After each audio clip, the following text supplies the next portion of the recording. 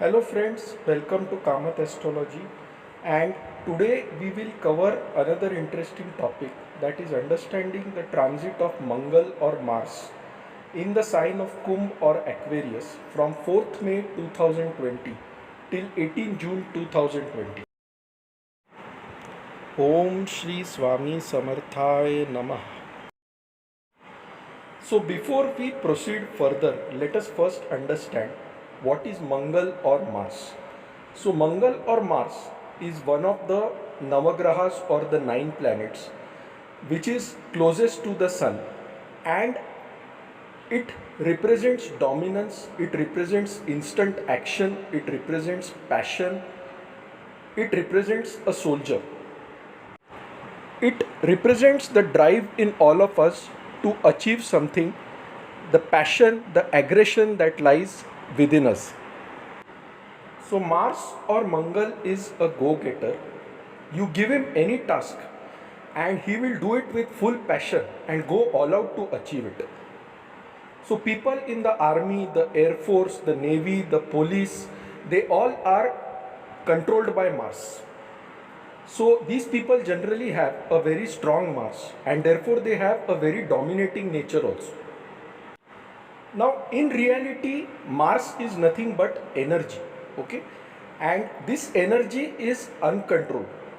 However, if this energy is channeled properly, Mars can give the best results. But if this energy is undirected and not channeled properly, it can result in absolute destruction. So when Mars's energy is channeled properly, say for example, it can represent a highly skilled surgeon. Why? Because Mars also represents cuts, bruises, injuries. Okay. If the energy is not channeled properly, it can represent a dacoit, a thug, a person who believes in killing others. So it is very essential that a Mars dominated person has to channel his energy properly to achieve success in life. Now look at this picture very carefully. Currently Mars is in the 10th house in the sign of Makar. Okay, and Mars is in exaltation, that is Mars is very powerful in the sign of Makar. Now what is going to happen is on 4th May Mars is going to enter into the next sign, that is the 11th house called as Kumbh Rashi or Aquarius, and he is going to remain there till 18th June 2020. Now let us understand a few things about Kumbh Rashi or Aquarius. Okay. Now the sign of Makar and Kumbh are ruled by Shani or Saturn. Okay. So Saturn is the one who decides the rules in the house of Kumbh. Now what is this Kumbh Rashi exactly? It is the 11th house in the natural zodiac. Okay.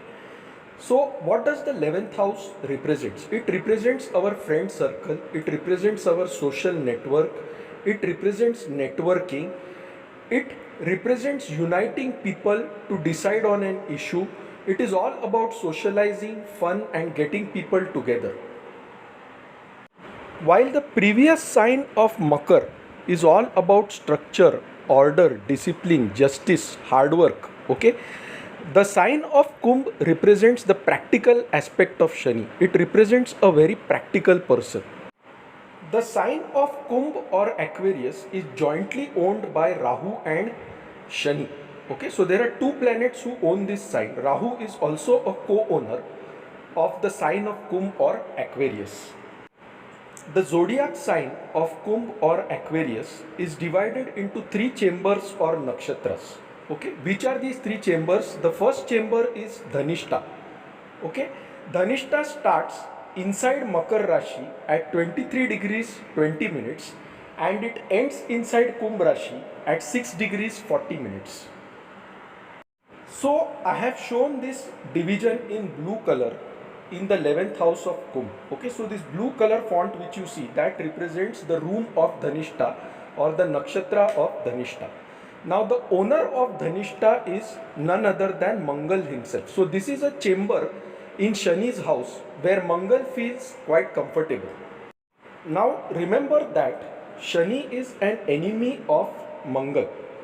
Why is it so? Because Shani represents patience, Shani represents hard work, okay, Shani represents structure, order, and discipline, whereas Mars represents intense action, instant action, okay, sudden aggression. So these qualities of Shani and Mangal don't match, okay.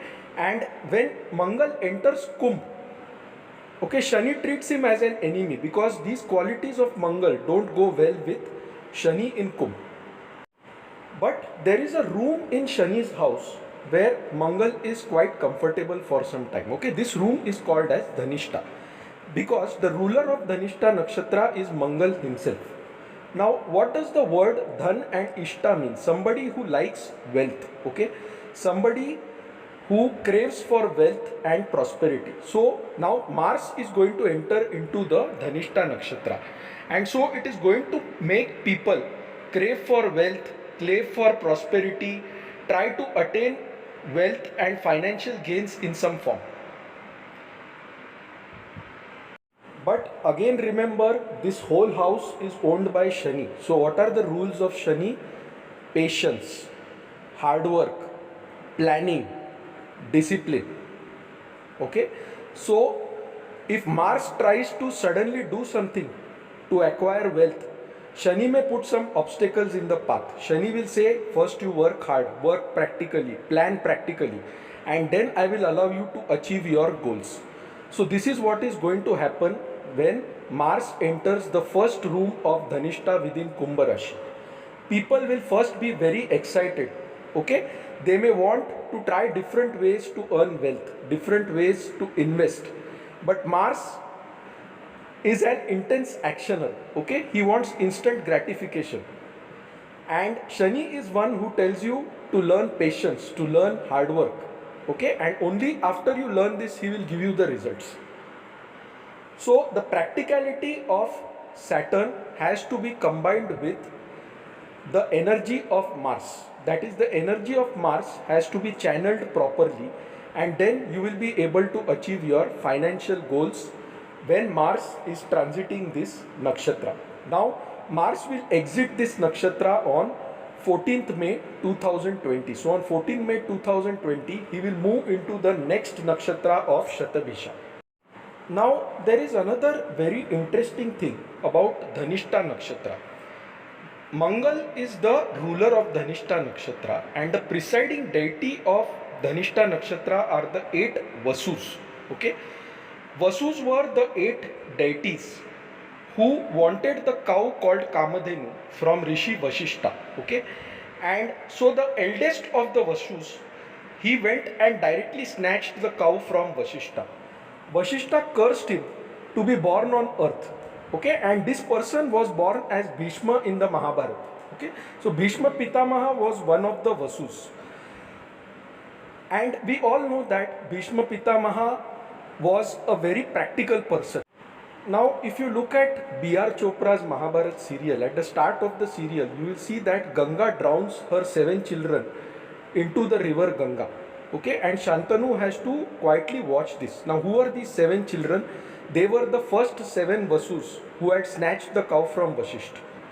And the 8th Vasu, who was the most aggressive among them, that is, it was Bhishma in his past life, he had to live another life full of sufferings. Right? So we know that Bhishma had to give up the kingdom of Hastinapur. He took an oath for the sake of his father.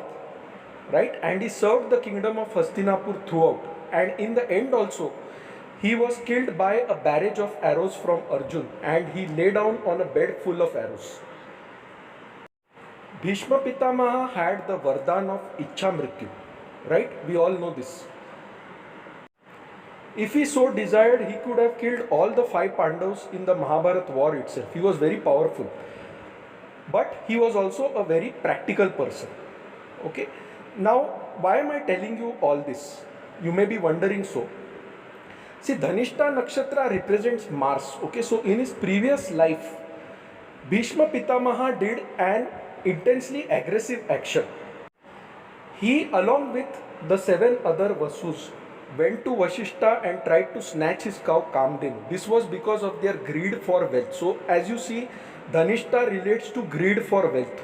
Okay, so because of this Mars, Bhishma Pitamaha did a wrong action. Okay, he was impulsive in his previous life and he tried to snatch the cow without thinking of the consequences. He did not think that the sage would curse him and he would have to be reborn to live a very difficult life on earth. Okay, so this is one mistake which can happen when Mars enters Dhanishta. Okay, so you have to be very careful with your actions. You have to think about the consequences. You have to plan beforehand, and that is where the practicality of Saturn helps.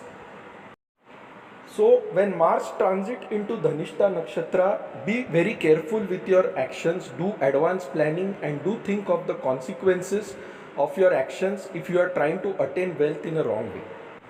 Now around 14th May 2020, Mars moves into the next chamber or room called Shatabhisha. Now Shatabhisha is another name called Shatataraka. Okay, this nakshatra is represented by a circle, and the circle is said to contain 100 stars.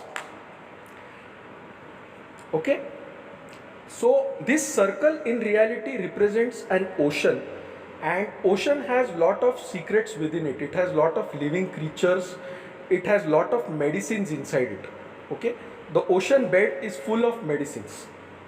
Alright, so Shatataraka represents a person who knows a lot of things, who has a lot of hidden secrets. Okay, Shatataraka nakshatra is ruled by Rahu. Okay, and Rahu is an enemy of Mars. So now Mars enters the nakshatra of Rahu, and Mars is not comfortable in this nakshatra. Okay, just like the ocean is infinite, but still it has a boundary. Okay, and the ocean contains a lot of secrets. In a similar way, the person born with Shatataraka nakshatra will have a lot of secrets. He keeps a lot of secrets to himself. He has a lot of knowledge. Okay, now one thing about Shatataraka nakshatra is because it associates Mars's energy with that of Rahu. Okay, you may fall into bad friendships, so you may come into contact with people who pretend to be your friends, okay, but are not really your well-wishers. This is one thing which happens when Mars transits into Shatataraka. Okay, it will get you in contact with people who pretend to be your friends but are not your friends, because Rahu represents illusions. Okay, Rahu represents confusions, and if you fall into this wrong company, definitely you are going to suffer a lot in the end. Now these 100 stars, Shatataraka represents 100 stars, not 1000, sorry. Shata means 100. Okay, so these 100 stars also represents 100 physicians or 100 doctors. Okay, so it represents the self-healing ability of this nakshatra. Alright, so it is a time where you can introspect your friendships, your relationships, practice spiritual techniques such as yoga, meditation, Reiki, etc., and heal yourself completely from any resentment, any illness that you are facing. Now, Rahu is also going to move to Mrigashira Nakshatra, and Mrigashira Nakshatra refers to the nectar, okay, the soma juice which the devas drink. Okay, so this is really a very good thing for healing. Okay, so if you are suffering from anything, you can practice healing techniques, yoga, meditation, etc., and come out of that suffering easily. Only thing is, you should not get into wrong friendships when Mars enters Shatabhisha Nakshatra, because that is quite a possibility wherein Mars's energy gets channeled in the wrong direction by Rahu. After coming out of the Shatabhisha Nakshatra, Mars or Mangal will move into the Purva Bhadrapada Nakshatra. Okay, part of Purva Bhadrapada Nakshatra falls inside the sign of Kumbh, and a very little portion of it falls in the sign of Meen. Okay, now Purva Bhadrapada Nakshatra is ruled by Guru or Jupiter. Okay, and Guru or Jupiter is a friend of Mars. Alright, so now Mars's actions are highly directed by a teacher or a guru. Okay, and Mars can give you the best results when he is in Purva Bhadrapada. So it is a time when the world will unite to bring about a change. Okay, it is a time when people will change for the good. A change will come across the entire society when Mars moves into Purva Bhadrapada. Now remember that currently both Shani and Guru are in the sign of Makar, okay? And Shani starts become retrograde or moving backward on 11th May. And Jupiter starts moving backward or retrograde in the sign of Makar on 14th May.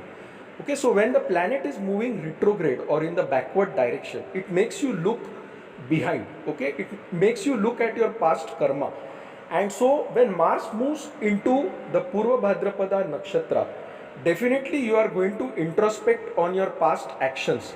What exactly went wrong? Okay, what exactly you could have done better?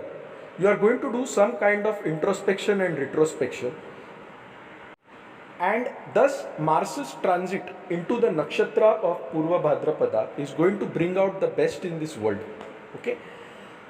So guys, this is my analysis of Mars's transit into the sign of Kumbh or Aquarius starting 4th May 2020 to 18th June 2020. Now if you like this video, please mark it as liked on YouTube. Click the subscribe button to subscribe to this channel, so whenever I add a video you will get it automatically. For any queries, feel free to write to me at astrosevaworld@yahoo.com. For more details, visit our website astroseva.tripod.com. We also have a mobile application, Kamath Astrology, on Google Play Store. If you want to reach out to us, you can download that application and reach out to us. So guys, thanks a lot. Hope to see you soon again with another video shortly. Till then, enjoy the weekend. Have a nice time. Take care. Bye.